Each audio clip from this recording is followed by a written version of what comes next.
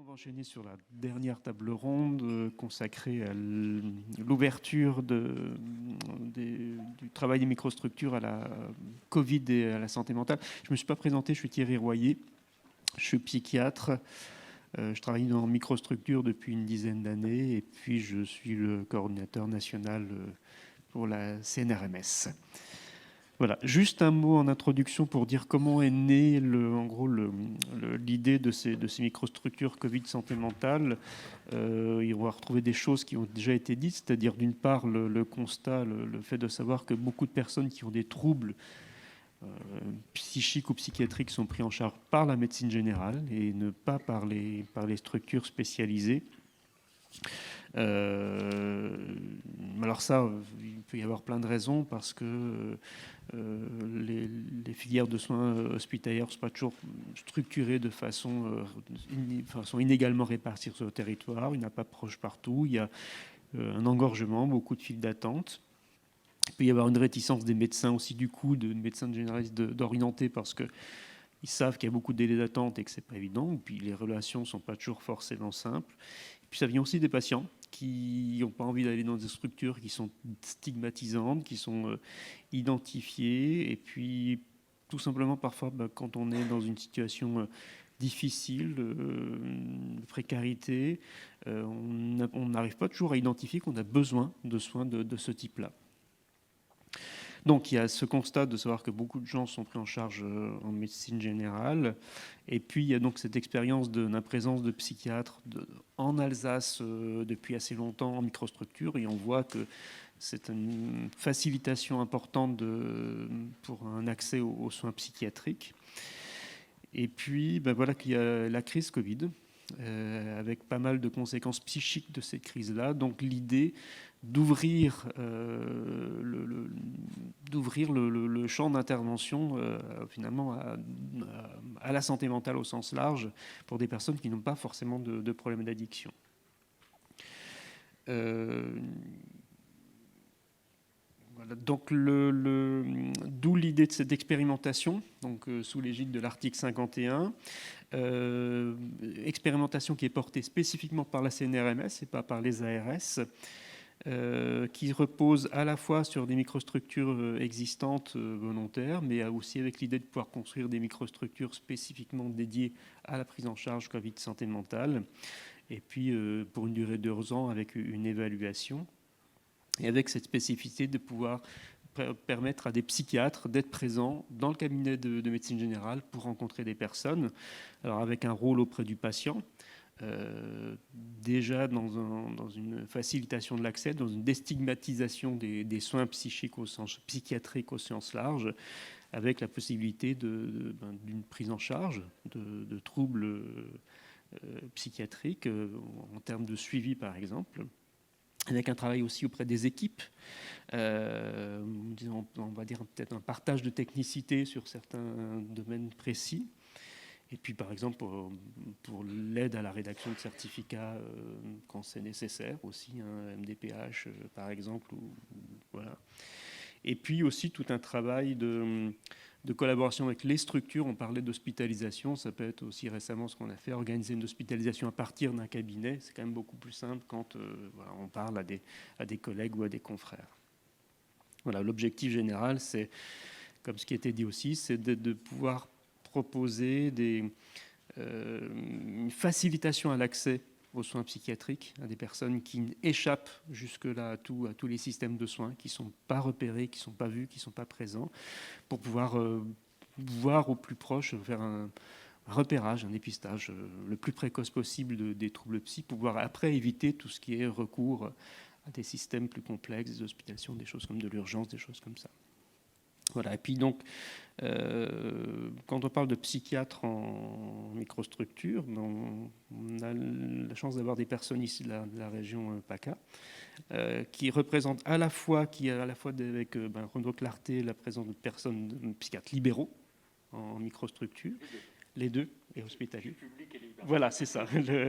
Et puis aussi des psychiatres publics avec Dr Pesque, qui est mise à disposition par conventionnement avec l'hôpital de Montpellier. Voilà, merci. Voilà. Donc, je vous laisse vous présenter pour pouvoir vous définir.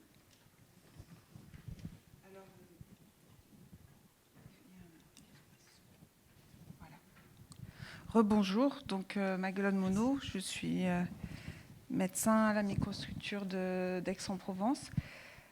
Est-ce que je vous laisse vous présenter et puis après on démarre? On avait préparé un petit quelque chose, voilà, oui, allez-y et puis... Donc bonjour, moi c'est Julie Dieu, je suis assistante sociale, du coup je fais office de travailleur social pour la microstructure d'Aix-en-Provence, pardon. Oui, bonjour, Sandra Carbonel, donc psychologue, microstructure d'Aix-en-Provence depuis 2007. Alors au début avec Karine Royer, le docteur Karine Royer, puis maintenant avec Maguelone et Franck Serafini. Voilà, Renaud Clarté, je suis psychiatre, j'étais PH mi-temps et j'exerce en libéral. Et comme PH mi-temps, je m'occupais des gens qui avaient le VIH et d'un XAPA-Carude. Voilà, donc je pensais commencer. Alors, je voudrais juste dire qu'on va être peut-être un peu dans de la redite, parce qu'il y a beaucoup de choses qui sont dites déjà, mais on va le dire différemment. Et puis ça permettra d'enfoncer certains clous. Voilà, je me dis que... et on a préparé quelque chose où on va faire une intervention à plusieurs voix, et qui n'est pas tout à fait calée. Donc, enfin voilà, vous levez la main ou enfin voilà. On fait de l'impro. Donc ça fait déjà 14 ans qu'existe la microstructure d'Aix-en-Provence, avec des hauts et des bas, des aléas financiers, mais un plaisir toujours intact à travailler en équipe et à explorer ce champ de réflexion et d'action qu'elle nous a ouvert autour du soin en médecine générale. Très tôt, nous nous sommes dit que ce dispositif aurait eu toute sa pertinence dans des indications plus larges que les seules addictions. À partir de 2014, on avait déjà commencé à inclure quelques patients en situation de grandes difficultés psychosociales qui ne présentaient pas cependant de problématiques addictives au premier plan. Je voulais souligner que si, au fil du temps, on a pu être un peu chahuteur avec ces critères d'inclusion, on ne l'a jamais fait avec désinvolture et toujours avec la conviction que ce que nous proposions allait dans le sens de notre objectif principal. Cet objectif, j'avais envie de le résumer comme suit: celui de proposer un accompagnement de proximité à des patients découragés ou désorientés qui ont l'impression, à tort ou à raison, qu'ils sont arrivés au bout de leurs possibilités dans le droit commun et qui, pour certains, viennent déposer ce découragement au cabinet médical sous la forme d'une plainte somatique, d'une addiction ou d'une souffrance mentale, les unes et les autres pouvant coexister, voire se renforcer.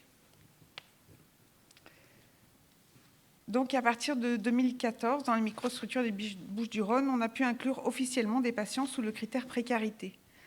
Un peu, mais pas trop, pour pas trop faire grincer certains financeurs.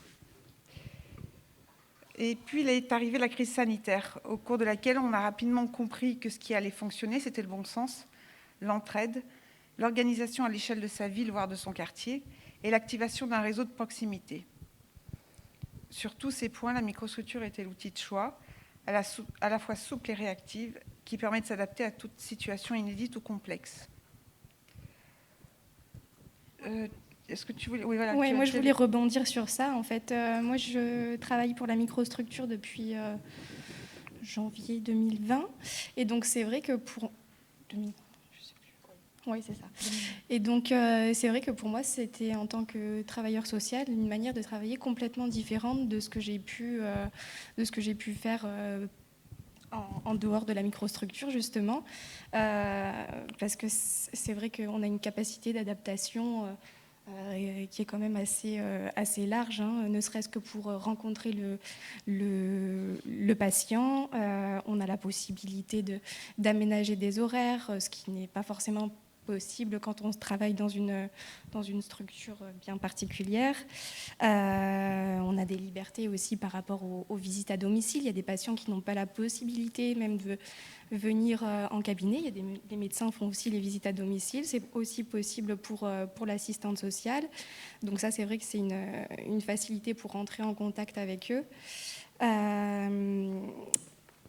ce que je voulais dire aussi, c'est que justement par rapport au Covid, on avait pu assurer une veille auprès des patients qu'on accompagnait au quotidien dans le passé, hein, au moment où les guichets uniques ont été fermés, que les patients ne savaient plus à qui s'adresser. On a été, je pense aussi, force pour eux afin de trouver des solutions autres que ce qu'ils avaient l'habitude de faire quand il n'y avait pas la crise sanitaire. Donc voilà, c'est des mises en place d'aides d'urgence, par exemple. Ils ne savaient pas à qui s'adresser. Nous, on a fait aussi une veille territoriale afin de savoir ce qui se mettait en place au niveau de la municipalité, au niveau des quartiers, afin que les gens ne restent pas isolés dans leur logement et sans solution. Donc, je continue. Donc, les nouvelles inclusions qu'on a faites à l'époque du Covid, alors on a commencé à inclure à partir d'avril, parce que la microstructure tournait et qu'on s'est dit qu'il fallait agir. Donc les nouvelles inclusions qu'on avait faites à cette époque avaient de près ou de loin un lien avec des addictions, des troubles mentaux aigus ou décompensés, des dégringolades financières brutales, bien que souvent la partie émergée de l'iceberg ne laissait apparaître qu'un cortège de troubles somatiques, des décompensations de diabète, voire des diabètes de nouveau, suite à des compulsions alimentaires, parce que les gens, il n'y avait pas que des ateliers pâtisserie à la maison, il y a eu de vraies compulsions alimentaires, des consommations accrues d'alcool, des crises de palpitations, des insomnies chez des personnes en sevrage surprise de cannabis, c'est-à-dire qui ne se savaient pas dépendants, ou encore des somatisations d'état de stress chez des personnes parfois très âgées. Donc ça a été une clinique assez inédite, ou dans le cadre de violences conjugales. Alors là, on avait une petite étiquette clinique sur Madame W que je présente, que j'ai inclus à cette époque. C'est une patiente qui est soignante à l'hôpital. Elle a une trentaine d'années. Elle vit seule avec sa fille, qui est souvent gardée par la grand-mère quand elle travaille. Et elle est venue consulter au mois de mai, angoissée et épuisée, après 2 mois de travail en secteur Covid. Elle présentait effectivement un tableau d'épuisement physique et émotionnel majeur, entre le traumatisme de ce qu'elle avait vécu à l'hôpital au cours des dernières semaines et le stress surajouté d'avoir à jongler pour la garde de sa fille, puisque sa mère ne voulait plus prendre l'enfant chez elle, de peur d'être contaminée. Pour elle, il était hors de question de remettre les pieds à l'hôpital, même pour consulter la cellule d'aide psychologique. Moi, je lui avais proposé un arrêt de travail, mais le soutien psychologique, là, il était quand même incontournable et c'était pas de mes compétences. Enfin, voilà. Donc, du coup, c'est une dame qui n'avait pas beaucoup de moyens. C'est vrai qu'on a un peu ce réflexe-là aussi du travail, de l'adressage un peu rapide. Cette habitude-là aussi que ça met les gens en confiance, etc. Donc, je l'ai adressé directement à Sandra. Il n'y avait pas d'addiction au premier plan, certes. C'était vraiment une situation de santé mentale typique. Oui. Et donc cette dame, donc aide-soignante à l'hôpital général, qui avait été traumatisée par la première vague, qui était recluse chez elle, s'est bien emparée en fait de ce dispositif, évidemment en confiance par l'orientation de Maglone, et qui n'arrivait pas à se saisir de la cellule psychologique proposée à l'hôpital, parce que c'était à l'hôpital, parce que il y avait peut-être des choses qui allaient remonter au cadre. Voilà, elle était parasitée par le fait que c'était pas un endroit neutre où on pouvait l'entendre là où on était dans sa difficulté. Et ce qu'on a vu quand même, ça a été son cas, ça a été le cas d'autres patients, dans des orientations comme ça très, très précises suite à l'impact Covid. Il y a eu un accompagnement qui n'a pas été très long finalement, mais qui en quelques séances, alors après des séances avec beaucoup de pleurs, de besoin de se livrer, de se lâcher sur ce qu'elle avait vécu, aussi d'acceptation de l'arrêt de travail, parce que j'étais pas le médecin du travail, Maglone non plus, mais elle avait une culpabilité à devoir s'arrêter, et dans cet espace on a pu l'autoriser à accepter d'arrêter de travailler pour vraiment récupérer.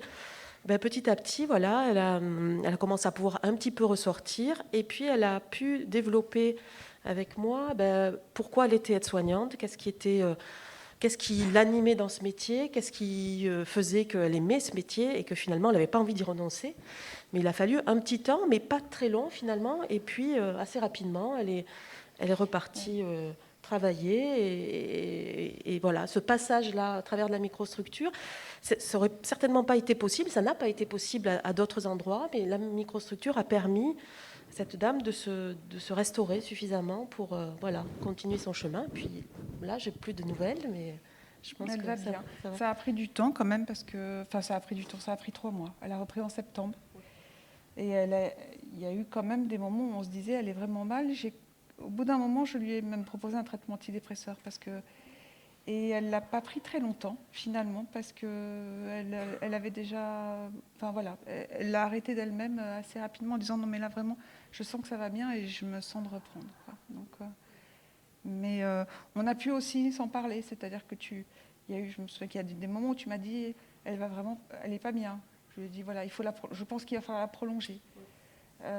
Et alors qu'elle n'avait pas envie, qu'elle se culpabilisait de ne pas être au boulot alors que les autres charbonnaient. Enfin bon, voilà. Donc voilà, globalement dans la période Covid, pour résumer, on a été quand même face à 2 grands types de nouvelles situations. Dans le premier cas de figure, comme Madame W, il s'agissait de personnes ne présentant pas de fragilité intrinsèque majeure et dont la situation a pu rapidement se restabiliser après un accompagnement de quelques semaines. On a observé aussi que c'est des orientations qui étaient les patients se saisissaient plus facilement des orientations, ce qui n'est pas toujours le cas. C'est la question de... C'est un petit aparté, c'est un peu la question de l'accès aux soins. Et quelquefois, il ne suffit pas d'avoir l'accès aux soins, il y a un problème comment on appelle ça, pas de légitimité, de se saisir du dispositif, se saisir. On le voit dans les populations précaires. Précaire, c'est un mot un peu galvaudé, mais ça couvre quand même, ça peut être de la précarité sociale, précarité psychologique, précarité...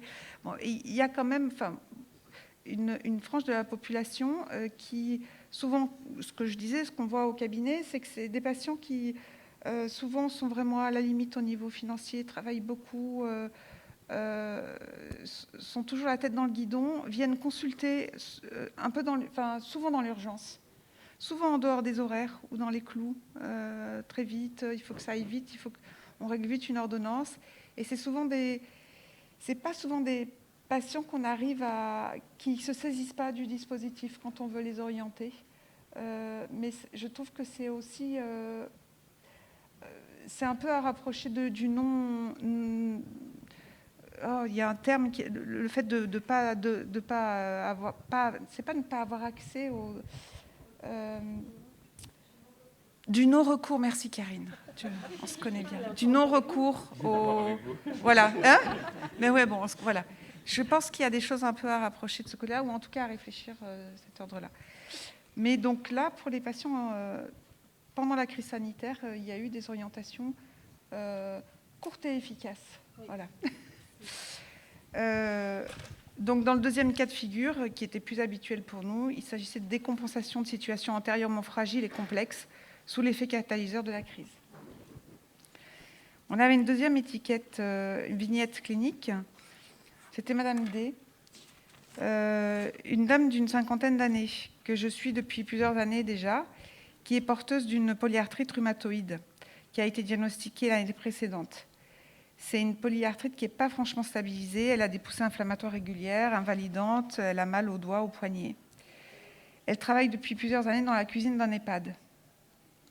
Et elle vient consulter un jour un peu en catastrophe, elle est pressée parce qu'elle doit prendre son poste 1 heure plus tard, pour me demander une ordonnance d'Imovan et d'antalgique plus fort que le paracétamol. Et oui, des antalgiques plus fort que le paracétamol.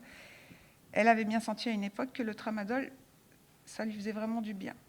Ça calme les douleurs et ça calme la douleur morale. Enfin, c'était quand même pas mal, quoi.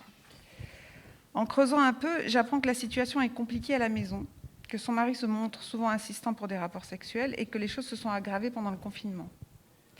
La veille, il l'a forcée pour un rapport. Il s'énerve, il la traite d'incapable et elle-même se culpabilise de ne pas arriver à le satisfaire. Ils sont mariés depuis 15 ans, ils ont ensemble un fils d'une 12aine d'années, mais il l'a menacée récemment de divorcer et de la mettre dehors. Elle est d'origine asiatique, elle est en situation régulière, mais les choses ne sont pas si simples, je pense, au niveau social. Et elle a de tout petits revenus, donc du coup, elle a peur de ne pas pouvoir s'en sortir et surtout de ne pas pouvoir trouver d'appartement assez grand pour accueillir son fils. Et donc cette patiente, elle est venue, j'en dirai peut-être un mot après t'avoir... Je te laisse peut-être voir un petit peu.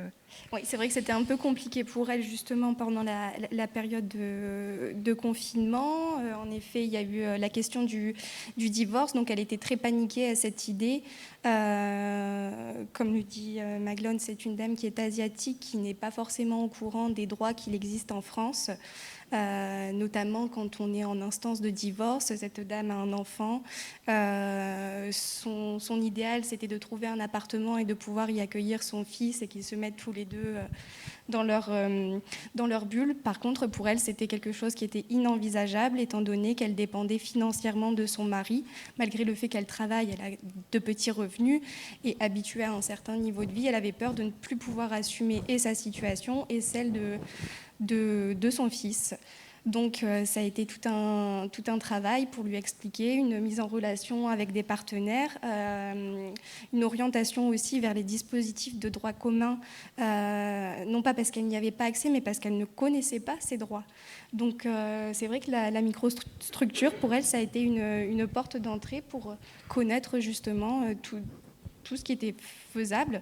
Donc certes, sa vie changera probablement, mais elle a des droits et elle est en capacité de pouvoir assumer sa situation et celle de son enfant. Et du coup, la microstructure, c'est un endroit où elle a pu accéder et à entendre ses droits et accéder aussi à une certaine prise de distance et réaliser qu'elle n'était peut-être pas obligée à tout avec son mari, qu'elle n'était pas obligée de dire oui, qu'il y avait des prix qu'il fallait peut-être pas payer pour avoir une sécurité de logement.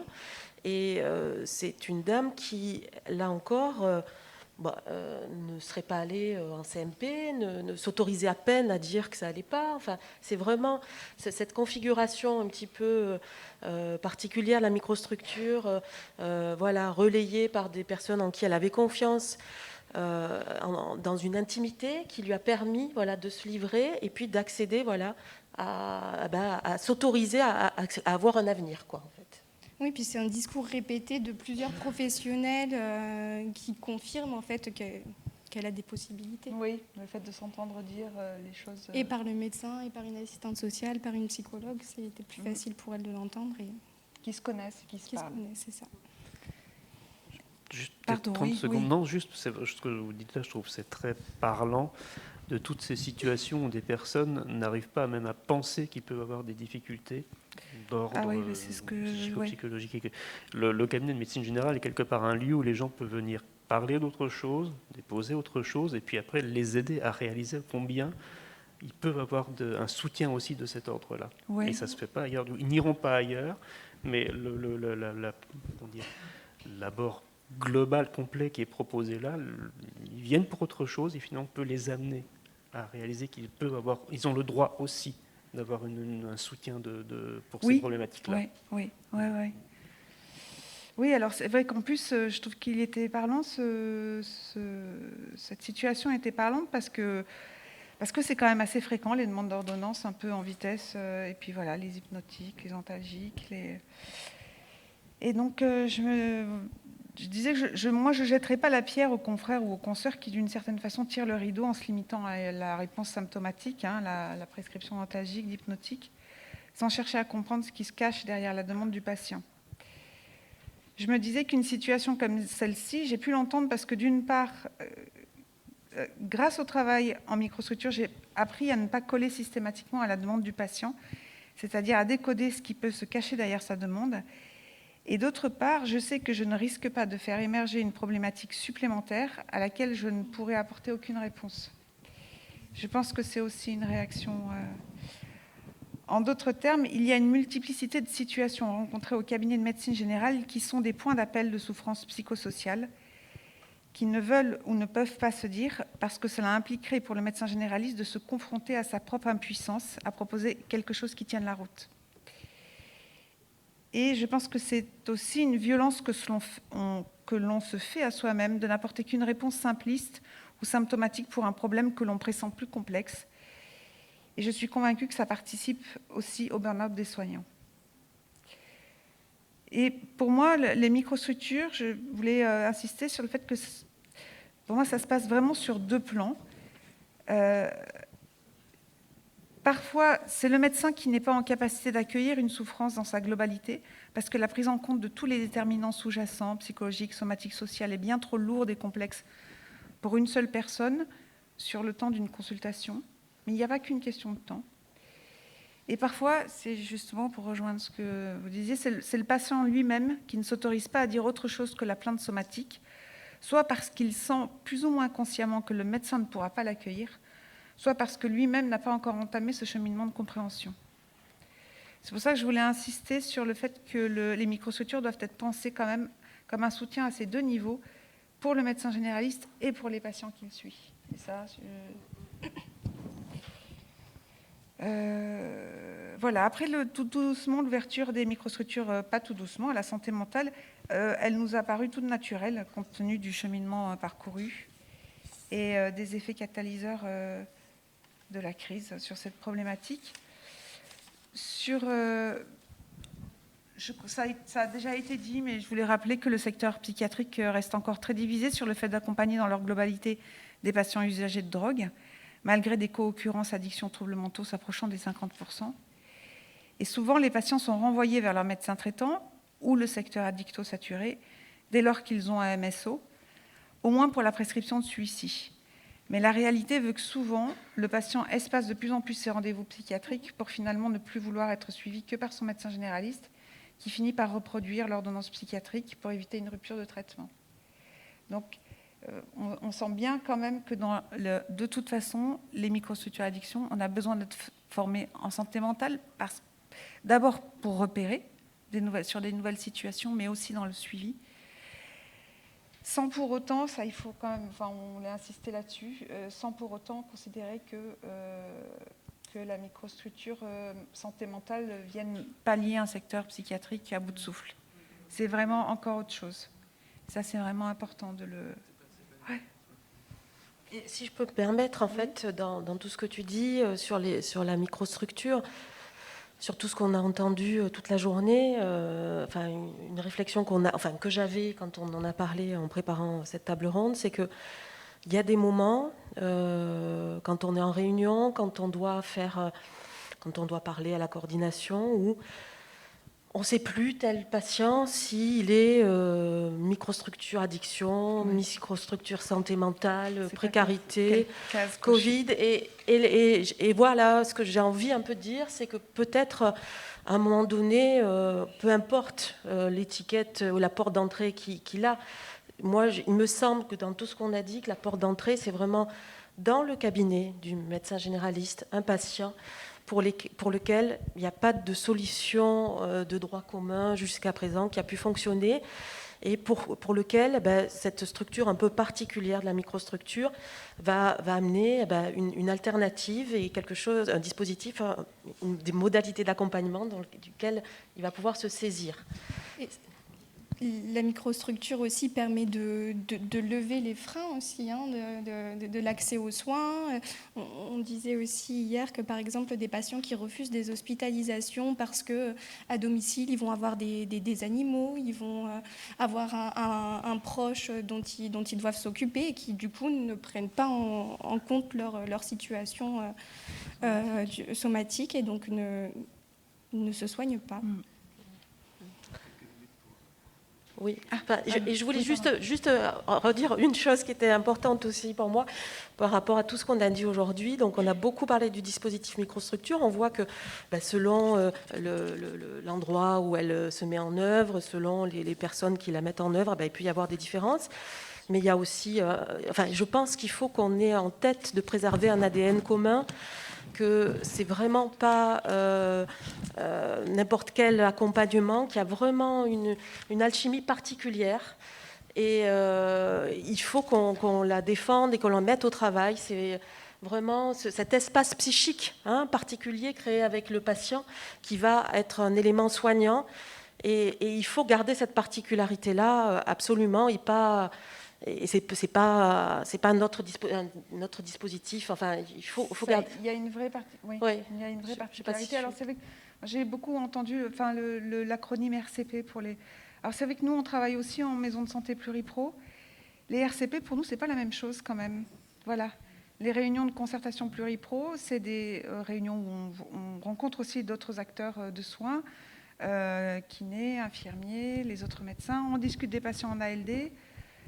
C'est pas la même chose que les réunions de synthèse microstructure. Et vraiment, c'est voilà. Et c'est vrai que nous, tout à l'heure, j'étais surprise d'entendre RCP, mais c'est vrai que la réunion microstructure, c'est une réunion de concertation pluripro. Mais d'entendre cet acronyme, ça m'a fait un peu, ça m'a surprise. Voilà. Nous, c'est une réunion de synthèse microstructure et c'est quand même quelque chose de très particulier. J'accélère un petit peu du coup. Donc à Aix, on a élargi la microstructure santé mentale depuis l'été dernier avec l'intervention du docteur Pes, qui travaille à l'hôpital, donc dans une équipe, on l'a dit, une équipe mobile santé mentale précarité, et PAS, donc une équipe engagée vers l'Aller Vert. Elle peut intervenir en soutien à raison de 2 heures par mois. 2 heures par mois, c'est pas beaucoup, mais c'est déjà ça. Donc, en fait, elle est intervenue sous plusieurs formes. Ça a été sous la forme de participation à des réunions, des avis téléphoniques sur des situations. Et puis, récemment, elle est venue aussi avec moi en visite voir une patiente qui est extrêmement dépressive, qui ne veut voir aucun psychiatre, qui ne veut pas sortir de toute façon de chez elle et qui est en demande de suicide assisté. Voilà, donc quelque chose de très assez lourd et complexe qu'on a pu un peu d'ailleurs discuter aussi en réunion avec toi, Renaud, puis je te dirai après, ça a bougé. Donc on disait que pour les modalités d'intervention du psychiatre au sein de la microstructure, il y avait plusieurs modalités. Les temps de supervision, qui sont quand même importants, au cours desquels nous apprenons, au-delà du savoir-faire de chacun de nous, à réinterroger notre savoir-être. Ça, c'est vraiment quelque chose que j'ai appris beaucoup en discutant aussi avec Sandra. Et ne pas trop désirer pour l'autre, accueillir les mises en échec comme un élément de réflexion, être attentif à nos réactions personnelles, ce que les psys appellent les transferts contre transferts. Tout ça, ça fait bouger beaucoup de lignes, en fait, quand on se sent coincé dans une situation et qu'on met ça au travail tous ensemble. De la formation, donc d'autres types d'interventions, c'est de la formation autour de la clinique psychiatrique pure, parce qu'on en a besoin. Des conseils thérapeutiques concernant l'adaptation, l'indication de telle ou telle molécule. Et puis des temps d'échange, ce qu'on appelle, autour de l'aménagement d'une place dans la société, des personnes vulnérables ou en difficulté que nous suivons. Parce que c'est finalement ce à quoi s'emploient toujours les microstructures pour moi.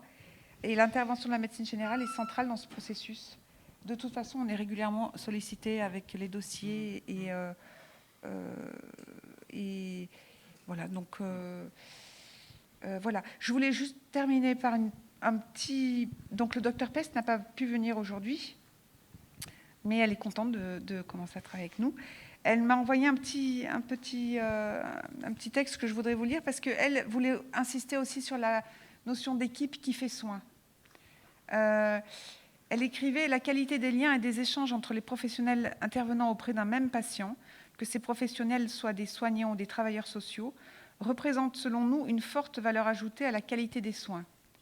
La confiance installée entre les professionnels et la confiance du patient envers ces professionnels semblent liées et contribuer à sécuriser le patient. » C'est en fait exactement ce qui se disait tout à l'heure. Et les patients en situation de précarité ont souvent besoin de se sentir en sécurité pour pouvoir se soigner. Voilà. Oui, je veux dire, oui, quelque part, la microstructure, ça fait déjà du bien aux soignants. Oui. Et après, ça fait du bien forcément aux patients, oui. Quelque part. Et puis, juste une chose Pardon ? Oui, pardon. Et puis je disais aussi, ce qui me paraît important, c'est oui, la microstructure santé mentale, c'est quelque chose qui peut permettre à des gens qui ont des troubles psychiques, effectivement, d'avoir une place toute simple au niveau de la société. De retrouver une vraie place au niveau de la société, ça, je pense, effectivement, c'est un bel objectif que ça peut avoir.